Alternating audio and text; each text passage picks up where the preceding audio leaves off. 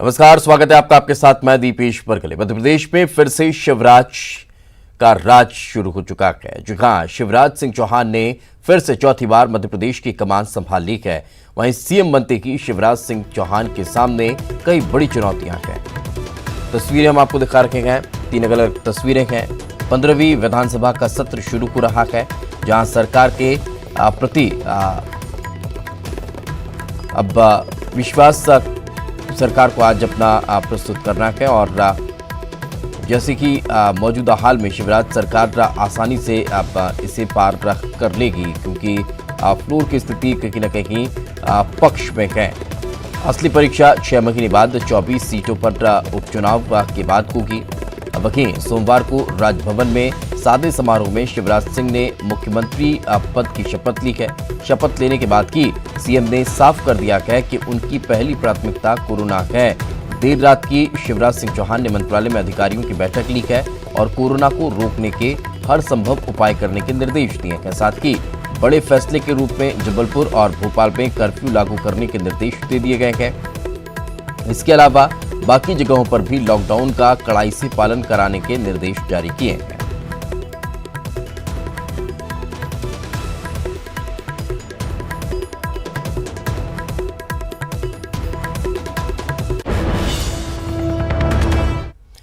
मध्य प्रदेश की 15वीं विधानसभा का 6वां सत्र आज से शुरू होने जा रहा है। यह सत्र 27 मार्च तक चलेगा। इस दौरान सरकार को अपना विश्वास प्रस्तुत करना है और आज ये कह लीजिए कि फ्लो टेस्ट सरकार को पार करना है। इसके साथ ही 4 दिन के इस सत्र में 3 बैठकें होंगी और सरकार इस दौरान लेखानुदान भी लाएगी।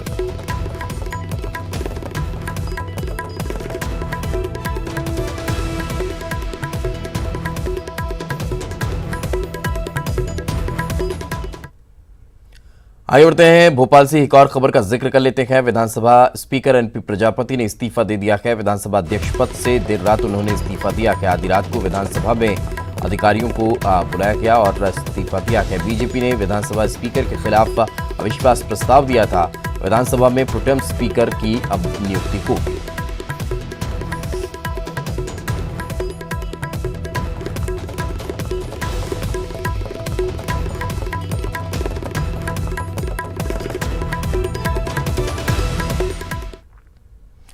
सीएम बनने के बाद शिवराज सिंह चौहान के सामने 2 सियासी चुनौतियां होंगी। पहली फ्लोर टेस्ट की, जिसे वे फिलहाल आसानी से पार कर लेंगे।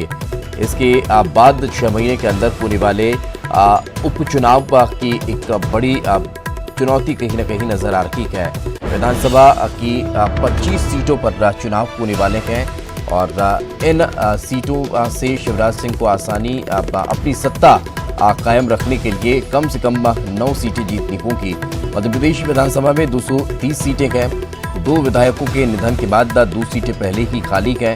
सिंधिया समर्थक का कांग्रेस के 22 बागी विधायक का इस्तीफा होने के बाद ये संख्या और कम हो जाती है। और वहीं शरद कौल बीजेपी के जो विधायक हैं, उनका भी इस्तीफा अब जो है वो मंजूर कर लिया गया है। उस पर अगर अभी तक का कोई और अपडेट नहीं होता है तो फिर ऐसी 25 सीटें हो जाएगी, जिन 25 सीटों पर चुनाव होना है।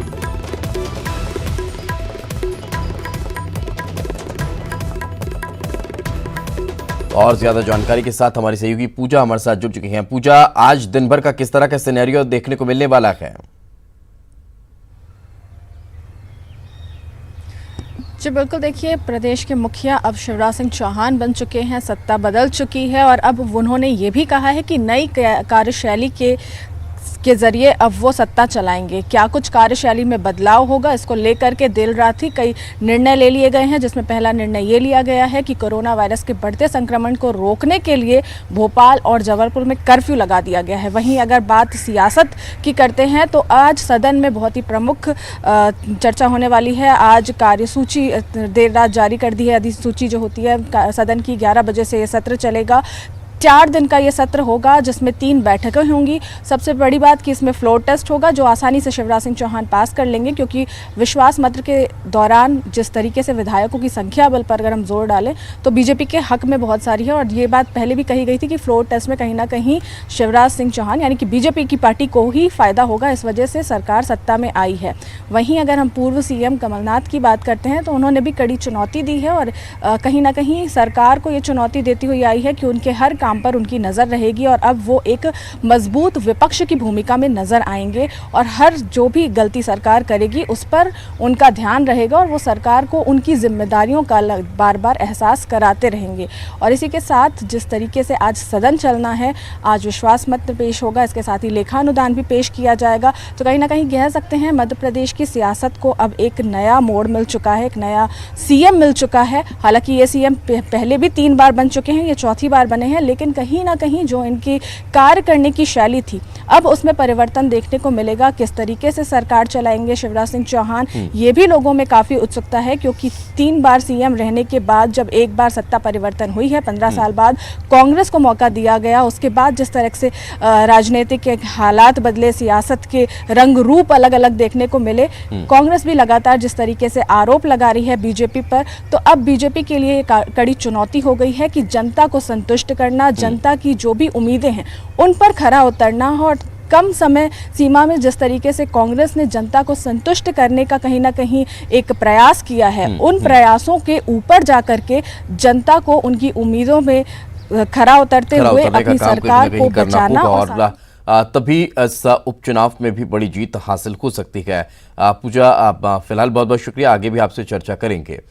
मध्य प्रदेश में मामा रिटर्न्स, जी हाँ, ठीक 15 महीने बाद शिवराज सिंह चौहान एक बार फिर से वही तेवर और कलेवर में नजर आए हैं। उन्होंने राज्य के नए मुखिया के रूप में शपथ ली और मंत्रालय जाकर कामकाज भी संभाल लिया।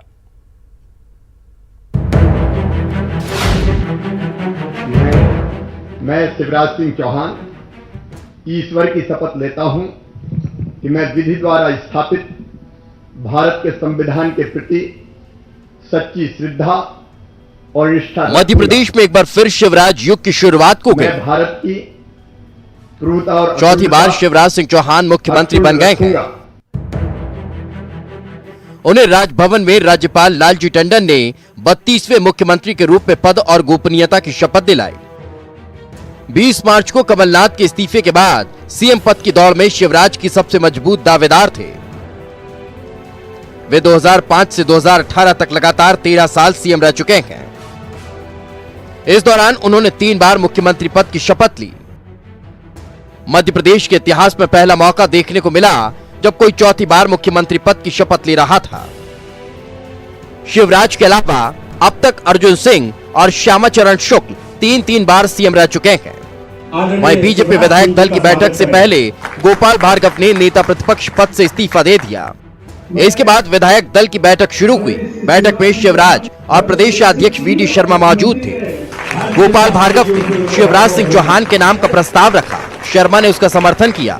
सभी विधायकों ने शिवराज के नाम पर मुहर लगाई,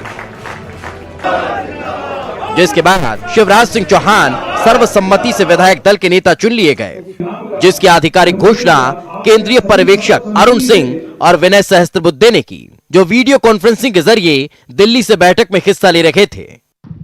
मनोज राठौर, न्यूज़ 18 भोपाल। तो शिवराज सिंह चौहान के शपथ लेने के बाद उनके मुख्यमंत्री बनने पर प्रधानमंत्री नरेंद्र मोदी ने भी ट्वीट कर उन्हें बधाई दी है। शिवराज सिंह चौहान को चौथी बार मुख्यमंत्री बनने पर बधाई प्रधानमंत्री नरेंद्र मोदी के जरिए ट्वीट कर दी गई है। तो प्रधानमंत्री नरेंद्र मोदी ने ट्वीट कर प्रदेश के चौथी बार मुख्यमंत्री बनने पर शिवराज सिंह चौहान को बधाई दी।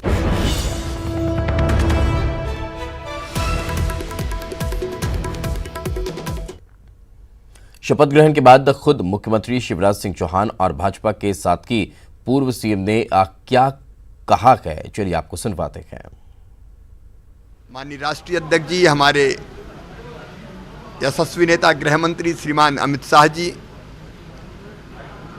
आज हमारे प्रभारी जो मध्य प्रदेश के विनय सहस्त्रबुद्धे जी, अरुण सिंह जी जो आज पर्यवेक्षक थे, उनके साथ साथ में श्रीमान ज्योतिरादित्य सिंधिया जी का भी आभार प्रकट करता हूं।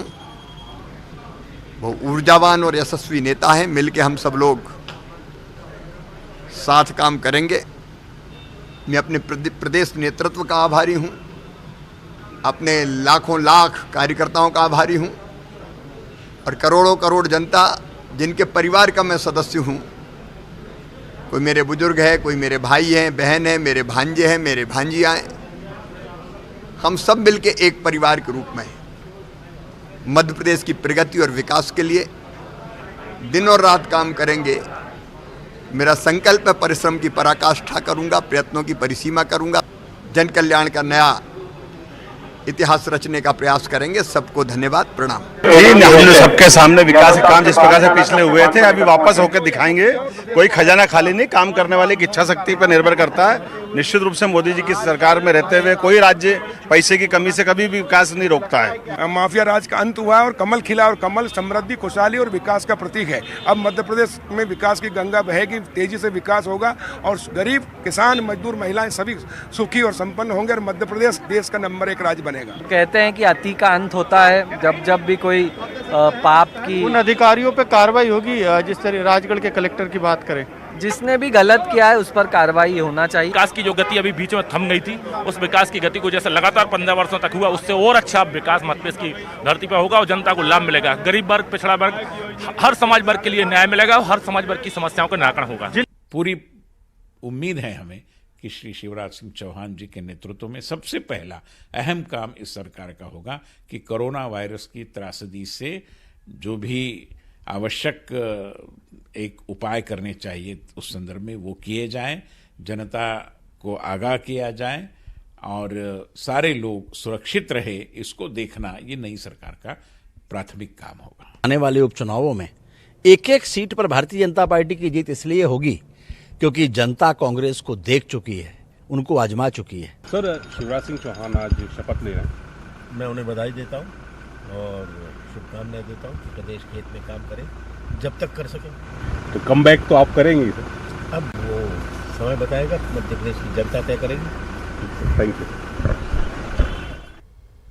तो वहीं पूर्व मुख्यमंत्री दिग्विजय सिंह ने ट्वीट कर बीजेपी और शिवराज सिंह चौहान पर निशाना साधा है। जनता ने जिस मामा से मुक्ति के लिए जनादेश दिया, बीजेपी ने धन बल और छल बल से मध्य प्रदेश में फिर से उन्हें ही सत्ता सौंप दी है। जनता सब देख रही है, वक्त आने पर जवाब देगी।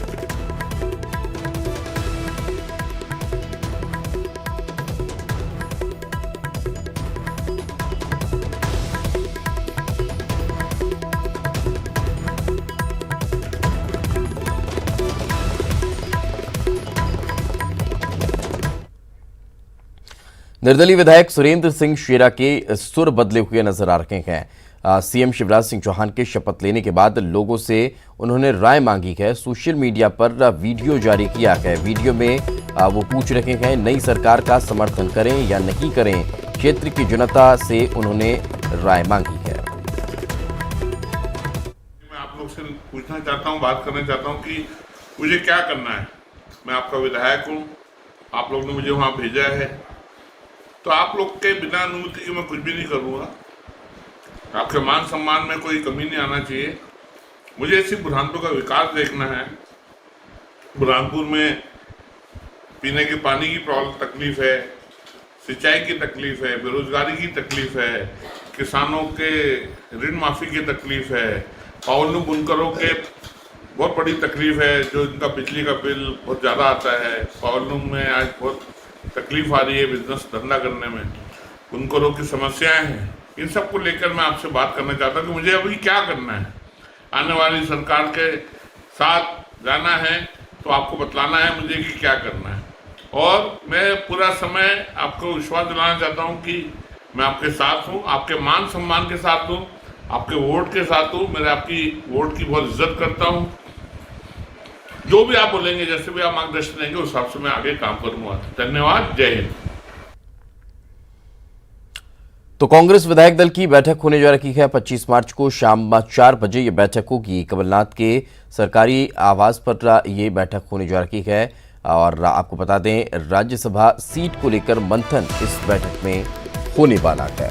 काफी महत्वपूर्ण ये बैठक मानी जा रही है और इस बैठक में कई मसलों को लेकर बातचीत होने वाली है, लेकिन सबसे महत्वपूर्ण राज्यसभा सीट को लेकर मंथन इस बैठक में होगा।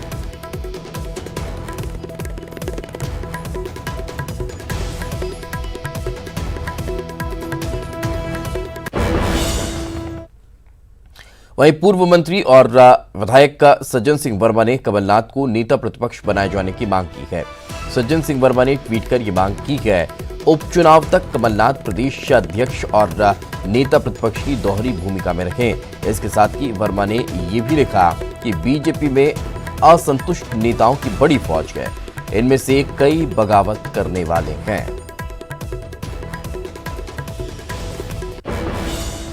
ब्रेक के बाद एक बार फिर आपका स्वागत है। चौथी बार मुख्यमंत्री बने शिवराज सिंह चौहान के सामने इस बार सियासी चुनौती से निपटने के साथ ही कोरोना भी एक बड़ी चुनौती है।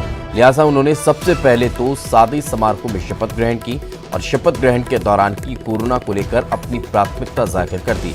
वहीं शपथ लेने के फौरन बाद मंत्रालय में कोरोना पर अधिकारियों के साथ बैठक उन्होंने ली, तैयारियों का जायजा लिया और ताबड़तोड़ कई फैसले उन्होंने कर डाले हैं। इसमें भोपाल और जबलपुर में कर्फ्यू लगाना है। इसके अलावा राज्य के बाकी जिलों में कड़ाई से लॉकडाउन के पालन कराने के आदेश भी शामिल हैं। साथ ही लोगों से संकट की इस घड़ी में शिवराज सिंह चौहान ने अपील भी की है और जनता से घरों में रहने की अपील की गई है। शिवराज सिंह चौहान ने लोगों को आश्वस्त किया है कि खाने पीने की चीजों और अन्य जरूरी सेवाओं को उन तक पहुंचाया जाता रहेगा। इसके अलावा शिवराज सिंह चौहान ने स्वास्थ्य अधिकारियों को कोरोना से निपटने के लिए कई जगह स्पेशल कोरोना अस्पताल और वार्डों की तैयारी के भी निर्देश जारी कर दिए हैं। आपको बता दें कि मध्य प्रदेश में कोरोना पॉजिटिव मरीजों की संख्या 7 पहुंच चुकी है। जबलपुर और भोपाल जहां पॉजिटिव केस पाए गए हैं, दोनों जिलों में कर्फ्यू लगेगा। 36 जिलों में लॉकडाउन है, लेकिन लॉकडाउन का भी प्रभावी ढंग से पालन करना पड़ेगा। लॉकडाउन का मतलब ना कोई बाहर से आएगा और ना कोई बाहर जाएगा।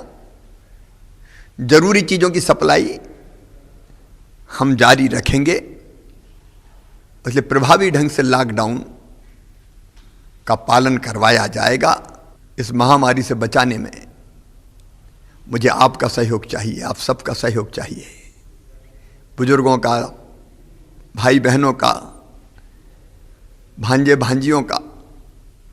आइए हम प्रधानमंत्री इस महामारी से लड़ने के लिए जो अभियान चला रहे हैं, उस अभियान में कष्ट सहकर भी, तकलीफ सहकर भी पूरा सहयोग करें। हम आज तो एक अपील भी, मार्मिक अपील भी करते हुए मुख्यमंत्री शिवराज सिंह चौहान नजर आ रहे हैं। हमारी सहयोगी पूजा हमारे साथ जुड़ी हुई है। पूजा, कर्फ्यू का क्या असर दिखाई देने लगा भोपाल में?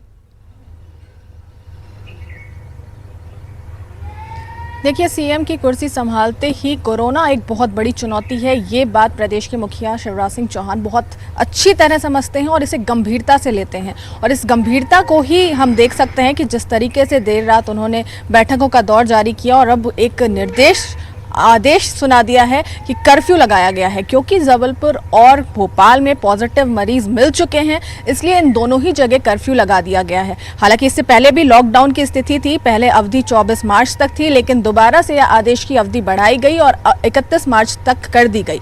लेकिन जहां लोगों को ये समझना चाहिए, देखना चाहिए कि लॉकडाउन की स्थिति में उन्हें धारा 144 का भी पालन करना है और ये आदेश इसलिए जारी हो रहे हैं क्योंकि ये संक्रमण बढ़े नहीं, फैले नहीं, इसलिए लोगों को उनके घर में आइसोलेट किया जा रहा है। लेकिन कहीं ना कहीं लोग इस आदेश का उल्लंघन करते हुए नजर आए, जिसकी बाद से ये ज़रूरी हो गया कि शहर में कर्फ्यू लगे और इसी के मद्देनज़र आज से कर्फ्यू लगा दिया गया है, जबलपुर में भी और भोपाल में भी। लेकिन ये अच्छी बात है कि प्रशासन ने इस बात पर खासा ख्याल रखा है कि लोगों को उनकी रोज़मर्रा की चीज़ें, ज़रूरत का सामान उपलब्ध होता रहेगा। सिचुएशन बिल्कुल पैनिक नहीं है, लेकिन ये ज़रूर है कि इस संक्रमण को रोकना भी बहुत ज़रूरी है और इसका सेल्फ आइसोलेशन ही एक ऐसा और कर्फ्यू एक ऐसा हथियार है जिससे इस संक्रमण को रोका जा सकता है। और यही हथियार अब सरकार ने भी अपनाए हैं, जहां पर कर्फ्यू लगाया गया है और लोगों से ये अपील की जा रही है कि जो भी संदिग्ध हैं उन पर तो प्रशासन की नज़र है ही, वो सेल्फ आइसोलेटेड रहें, लेकिन फिर भी बड़ी संख्या में लोग भीड़ में ना जाएं, पब्लिक गैदरिंग ना करें।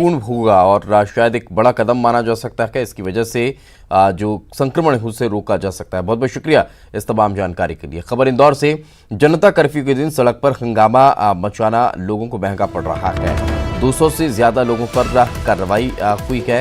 रविवार शाम 5 बजे अचानक बड़ी संख्या में लोग सड़क पर उतर आए थे। थाली ताली और ढोल बजाते हुए लोग सड़कों पर उतरे थे। एमजी रोड और पाटनीपुरा के वायरल वीडियो के आधार पर कार्रवाई हुई है। ड्राइविंग लाइसेंस निरस्त कर दिए गए हैं। आपराधिक धाराओं में प्रकरण दर्ज हुए हैं।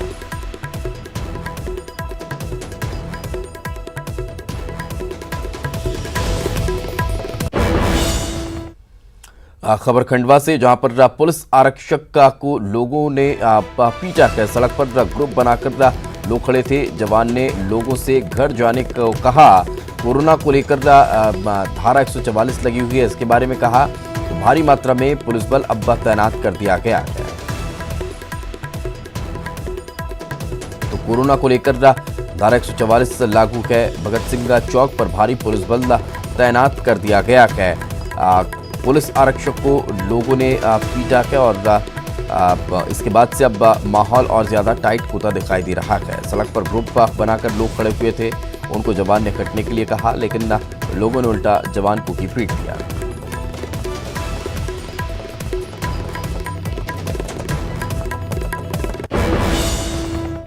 और इसी के साथ इस बुलेटिन में फिलहाल इतना ही। खबरें लगातार जारी हैं।